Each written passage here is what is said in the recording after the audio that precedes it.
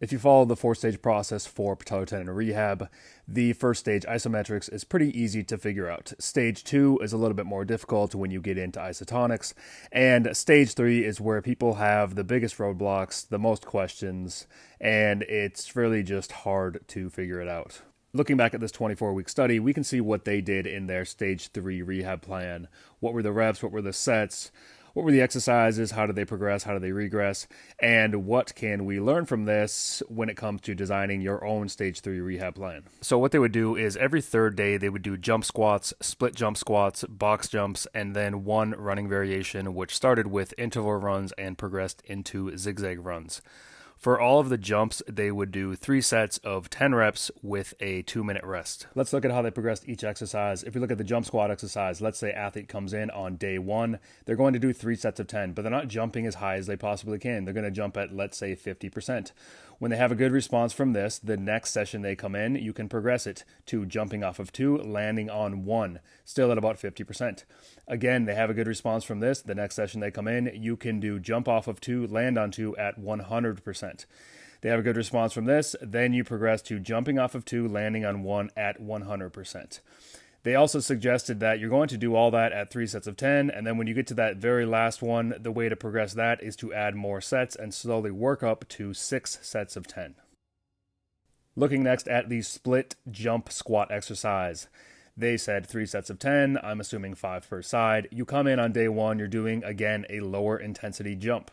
When you have good responses to that, they suggested increasing the volume before increasing the intensity. So going from 3 sets in that session and slowly progressing to 6 sets in a given session. Once you're up to 6 sets of 10, then you could increase your jump height to 100%. So that's the way to do that one. Pretty simple. Looking next at box jumps, the first session athlete comes in, it's 3 sets of 10. Use a low box so that it stays lower intensity. They're going to jump on the box, and then they're going to jump off the box, making sure that the landings are in 60 to 90 degrees of knee flexion. The first session is 2 legs. The next session, if they tolerate that well, is going to all be on 1 leg at the same box height. Then to progress from there, you're going to raise the box height and go back to 2 legs. To progress from there, you're going to keep that high box height and do everything on 1 leg. That's all 3 sets of 10. By the time you get to that 4th stage, to progress that, you can progress the volume from 3 sets of 10 up towards 6 sets of 10. For the running exercises, athlete comes in on day 1, they're doing 3 sets and they're doing interval runs.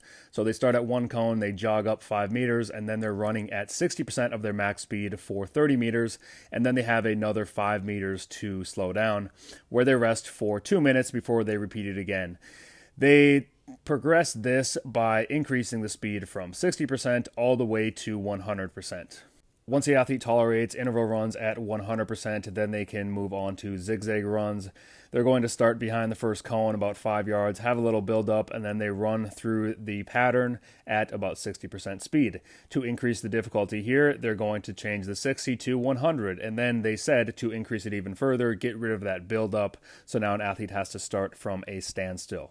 So there you go. That's what they did in this 24-week study, where they got pretty good results in terms of pain decrease and getting back to sport. You don't have to follow this exactly. It's pretty robotic, but it gives you some ideas for taking your patellar tendon from the isometric stage to the isotonic stage and back into the demanding activities on the patellar tendon of jumping, landing, changing direction, accelerating, decelerating. And hopefully you can see that it's all about taking a gentle approach when you get back to these things and the slow graded exposure.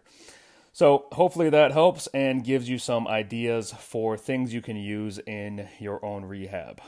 Try it out. Enjoy.